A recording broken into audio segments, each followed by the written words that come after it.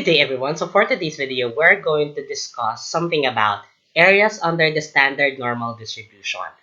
Okay? So this standard normal distribution is a normal distribution having a mean equal to 0 and a standard deviation equals to 1.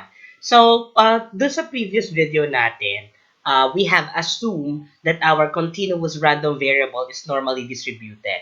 Now, dito kay standard normal distribution is that we standardize our data to which our mean becomes 0 and standard deviation equals 1. Okay? So, yung pagko-convert natin ng ating data or ng ating raw score into our standardized score will be discussed on our next video. But for now, we're gonna be dealing with the areas under the standard normal distribution. Okay? So, the area of a standard of the area under the standard normal distribution is denoted by the probability of z is less than or equal to c, to where c here is a score. This is the standardized score na tinatawag natin. Okay? Why is it less than or equal to? It's just because yung gagamitin po nating table sa paghanap ng probability ng certain z-score natin or ng area natin is yung area niya is laging from the left. Ibig sabihin, cumulative from the left yung ating area. Okay? So, let's say for example, sige, illustrate natin ito. Ito yung ating curve to which yung ating daw mean is 0 and our standard deviation ay laging 1. So, kaya meron po yung 1, 2, 3. Okay? So, this talks about the standard normal distribution. Okay? So, let's say for example, our z is 1. Alright? So, we are looking for the probability of z where z is less than or equal to 1. Okay? Yung ibig sabihin po nito, from 1 here, from 1 here, ito yung ating z-score. Ang area na tinutukoy niya is from the left. Okay? Included po yung z-score. So, yan po yung tinatawag natin na area under the normal curve. Okay? Kaya po sinabi natin dito is the area under the standard normal curve to the left of some particular c. Okay? Kaya po mula sa left yung ating shade. Okay? So now, how are we going to determine the area of a certain region sa ating normal curve given a particular value of c or what we so-called c-score? So now, we can determine it using the table under the standard normal curve, of course. So this can be searched through Google. Meron din po to sa mga appendices ng mga libro sa likod. But ang atin pong susundin na table is the table tulad ng sinabi natin to which the probability of C is less than or equal to the C-score. Less than po ang gagamitin po natin. Okay? So, paano nga po ba tinitignan yung ating area or paano po natin ma-determine yung area? Let's say for example, we are looking for the probability of Z is less than or equal to 1.03. So, ito po yung ating example. So, paano po natin ma-determine yung area? Okay? So, ma-determine natin yung area using this. So, ang una mong titignan is the whole number and so with the 10th digit. Okay? So, that talks 1.0. So, titingin ka ngayon dito sa first column. Nasaan ba dyan si 1.0? So, nandito si 1.0. And then, yung natitira natin is the hundredths digit, to which that is 0.03. Ngayon, titingin ka naman dito sa ating first row, to which, nasaan ba si 0.03? Ito po si 0.03. And then, ang hahanapin mo is their intersection. Okay? So, nasaan ba yung intersection nila? Ito po yung kanilang intersection. Ibig sabihin, the area under the curve is 0.8485. To which, ang interpretation natin dyan is that 84.85% of the population falls under that circumstance. Okay? So, yun po yung magiging conclusion natin doon. Okay? So, our probability is 0.8485, to which we can conclude that 84.85% of the population falls under that circumstance. Okay? So, ganun po natin hanapin yung area under the normal curve. Meron po itong table na ito ay meron pong kadugsong. Okay? Meron po iyang kadugsong na may negative value. Okay? So, now, what if we are not provided with the table? So medyo mahirap nating i-determine yung area under the normal curve nang wala tayong table. Kasi magko-compute ka. You will be given a complicated formula for you to compute the area under the normal curve. So it would be a waste of time. Now, if you have a certain calculator, just like 991ES Plus, this calculator, you can actually determine the area under the normal curve. Let's say, for example, we are looking for the probability of Z is less than or equal to 1.03. So, ang gagawin lang po natin is we have to press mode and then stat number 3 and then we click AC. To which, ang mangyayari doon is nasa stat mode na po yung ating calculator. And then, we press shift and then we press 1. Okay? And then, magkakaroon kayo ng 6 na choices, pero ang pipiliin natin is distribution, to which we click 5. Okay? And since yung ating table at yung ating susundin are the probability cumulatively from the left, ang pipiliin natin dito is number 1, which is P. Okay? Kasi si Q meron pa yung certain condition. That is from 0. Si R naman is from the right. So, pero ang gagamitin natin is yung number 1, which is from the left. Okay?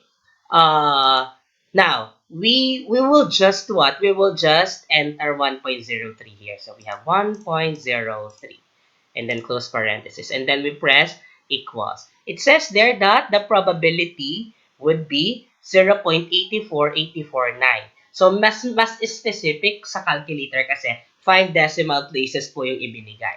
But sa table, we have here 8485. Diba? So, kapag ni-round off naman natin to is 8485. Okay? So, that is another way for us to determine the area under the normal curve using our calculator. Okay po?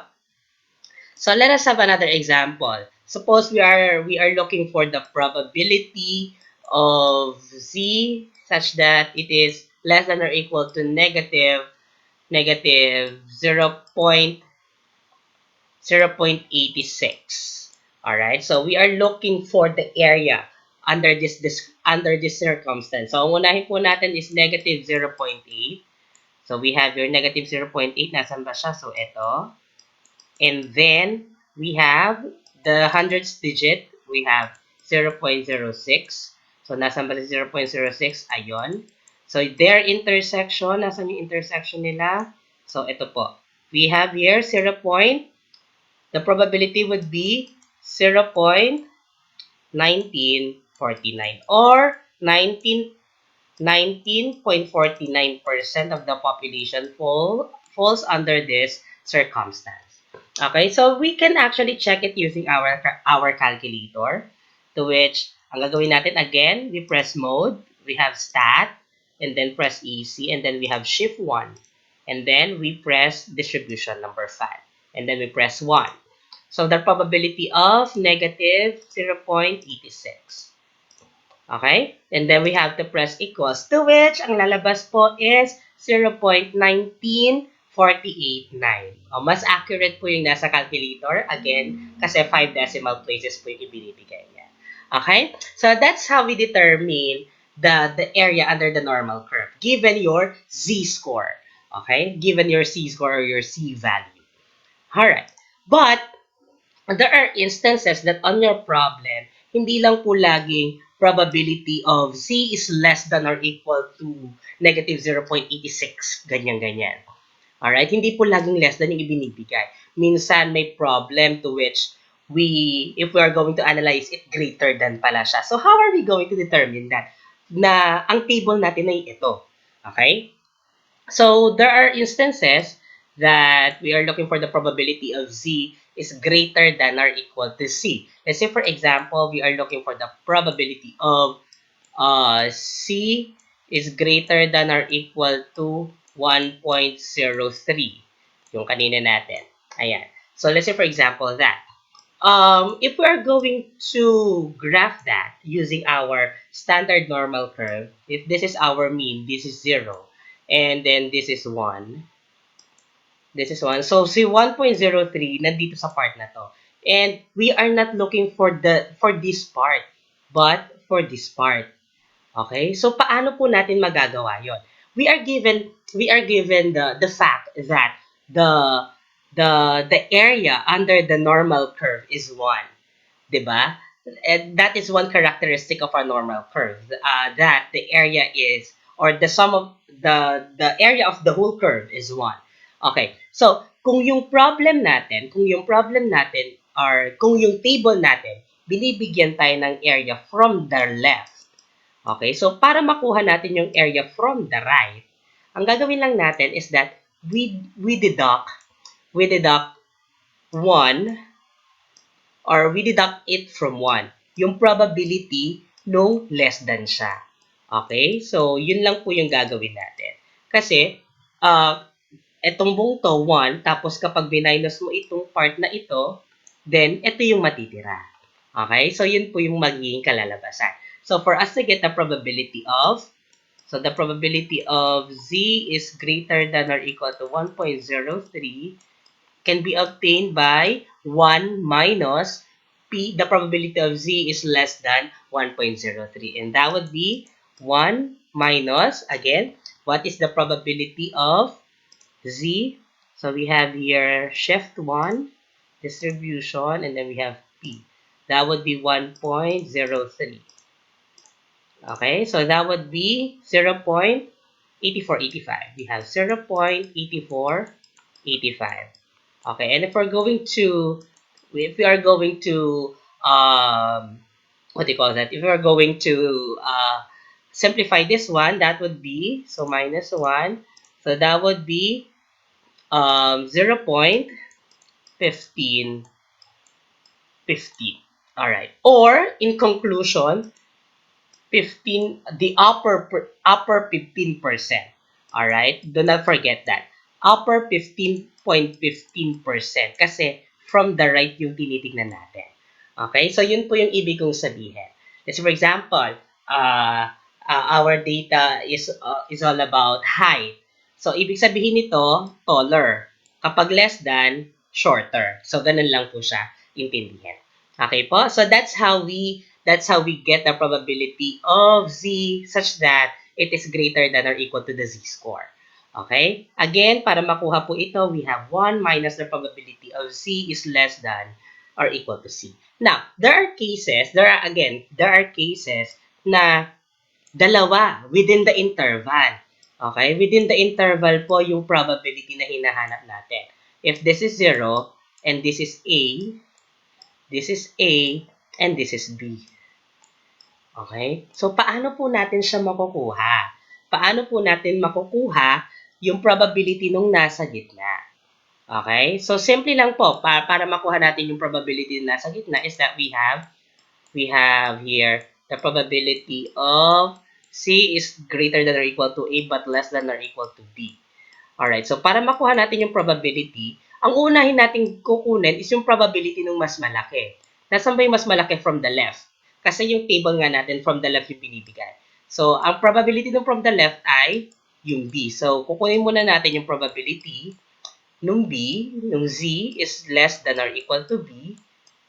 Tapos, ima-minus natin ngayon yung probability nung A from the left. So, ito, kukunin natin yung probability nito para matira naman yung nasa gitna, to which ito yung hinahanap natin. So, we have the probability of C is less than or equal to A. Okay, so let's have an example. Suppose we are looking for the probability of Z such that the probability to which C is less than or greater than or equal to negative 0.86 yung kanina, but less than or equal to 1.03.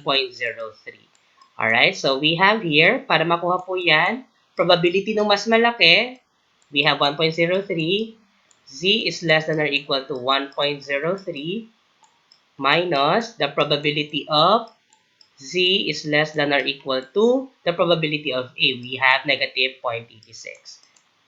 Okay?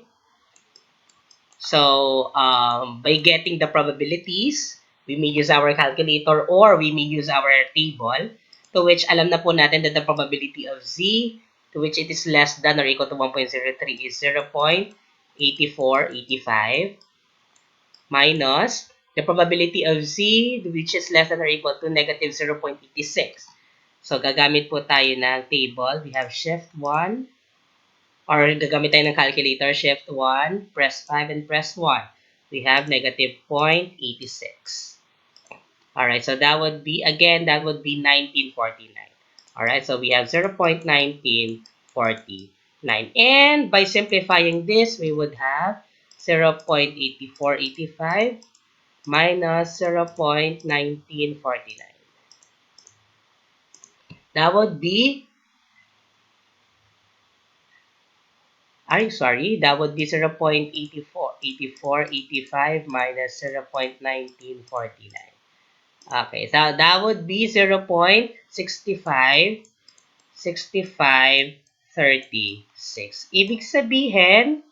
Ibig sabihin po, 65% or 65.36% of the population falls under this circumstance.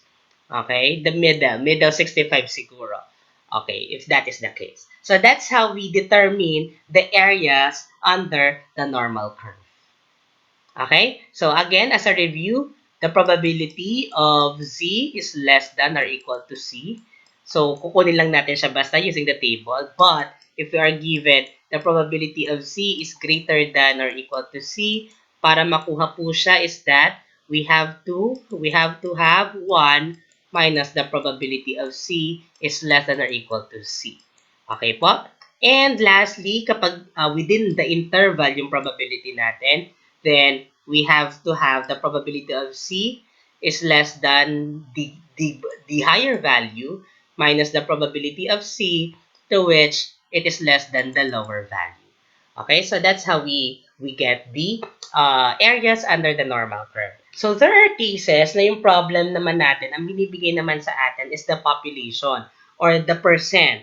Okay, so let's say for example, given sa problem is 20% of the population or the 20th percentile.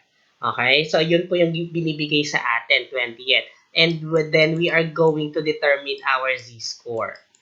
Okay? So, paano po natin magagawa yan? First things first is for us to convert this percent into decimal.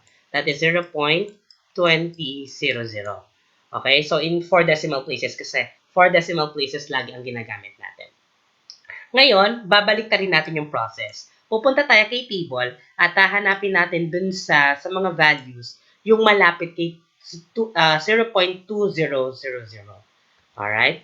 So, punta tayo dito sa table. Hanapin natin dito sa loob, nasan ba yung pinakamalapit na value kay 2.200.